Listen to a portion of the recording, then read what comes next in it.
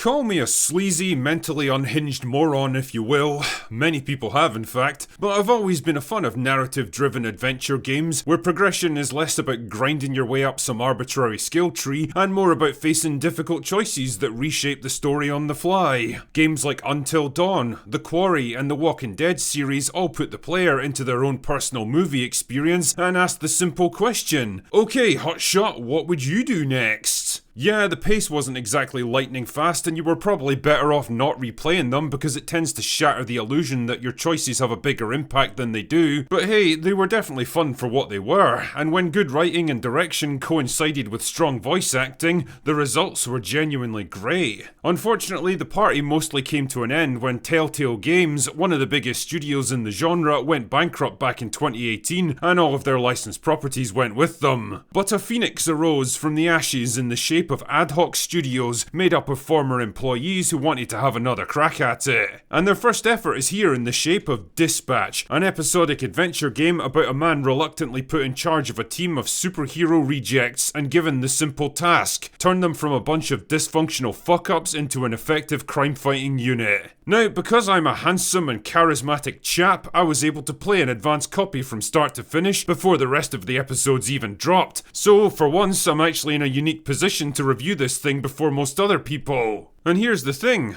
Dispatch is actually pretty good. No way! Yes way!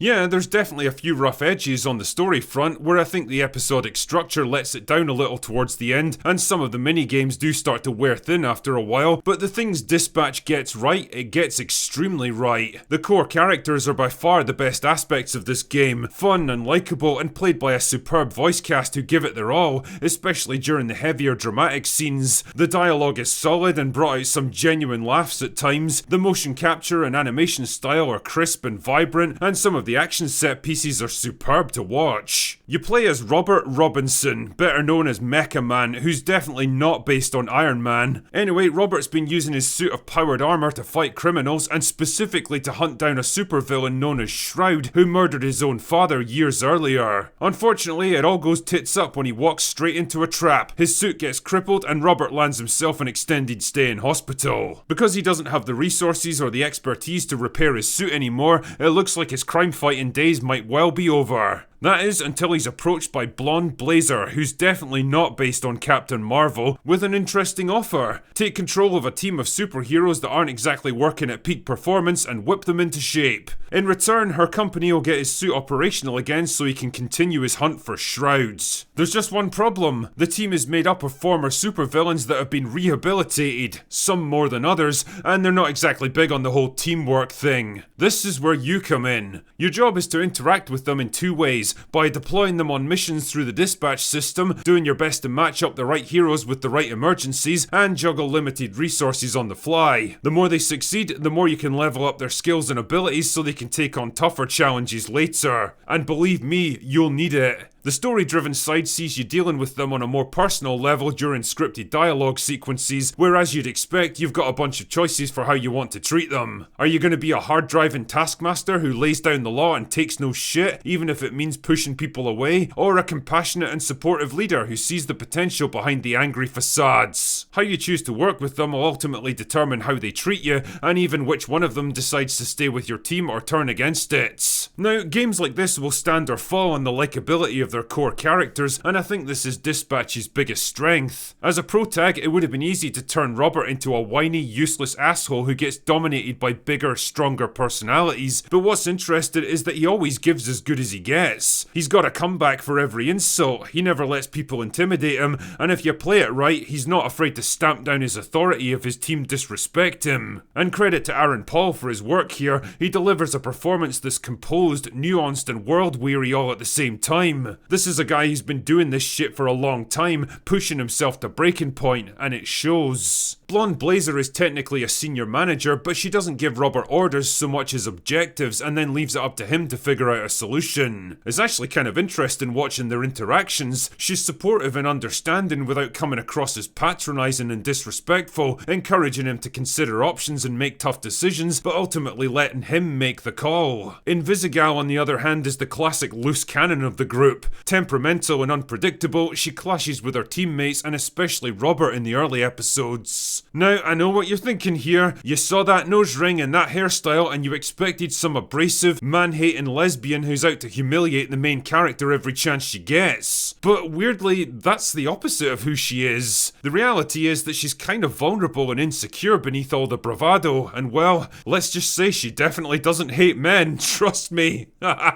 Voiceover veteran Laura Bailey does a great job bringing her to life, injecting just the right balance of sass and vulnerability to make her a compelling character. At one point, the game even gives you the option of spending more time with one of them socially, and I genuinely found it a tough decision because by that time, I'd come to like both of them a great deal. And that for me is the real benchmark of good character writing, struggling to choose between people. I've also got to give a big shout out to Jeffrey Wright as Chase. The dude is fucking superb as a young hero trapped in the body of a cranky old man, constantly berating people and exasperated by everyone around him. There's plenty of send-ups of the superhero genre and some of the more ridiculous powers that they get landed with, but unlike shows like The Boys that come off as jaded and mean-spirited, not to mention a political cudgel to beat the audience over the head with, Dispatch actually seems to come from a place of good intentions. I never got the impression it was trying to poke fun at any particular group or make any real statements about modern culture. It's just there to have some fun with some likeable characters, and it invites the player to do the same thing. My only real criticism of the writing is that it feels more like an extended origin story for the main characters rather than a cohesive narrative of its own. There's definitely an overarching story happening, but it's kind of in the background for the bulk of the episodes and doesn't really come to the fore until pretty near the ends. By that point, it feels a bit tacked on, like the writers suddenly remembered they had to bring this thing to a close and rushed to wrap it all up without laying the proper groundwork first. It doesn't ruin the fun or anything, but it does contribute to a sense that their narrative focus was more on the characters and group dynamics rather than the main storyline. Gameplay wise, there's not a huge amount I can say here. It's an adventure game at the end of the day. You're mostly just choosing dialogue options and then allowing the scenes to play out. Yeah, there's QTEs for people who hate being able to appreciate dramatic scenes, or there's the option to disable them for everyone else. I know which one I picked. The main gameplay opportunities are the dispatch terminal where you have to send heroes out on missions and a hacking minigame that crops up from time to time. The dispatch terminal is fine for what it is, I guess. I like the idea of managing limited resources and choosing how to upgrade characters to combat escalating threats, but I don't get the impression that it interacts much with the story portion of the game. And if I'm honest, by the later stages it can become a little tedious, like I was just trying to get through it so I could advance the plot. Likewise, the hacking games are an okay way of breaking the rest of it up, forcing you to do a bit of logical problem solving and think fast under time pressure. They won't exactly have you tearing your hair out, but there's a decent little challenge in some of them, and to be fair, they do kind of influence how certain missions play out, so there is that at least. Ultimately, for all its flaws, I think the studio got off to a good start with Dispatch. There's definitely room for its world and especially its gameplay and storytelling to grow with sequels, but I think it's laid the groundwork with a strong cast of characters that would actually be worth investing in. So if you've been looking for something to scratch that telltale itch for the past few years,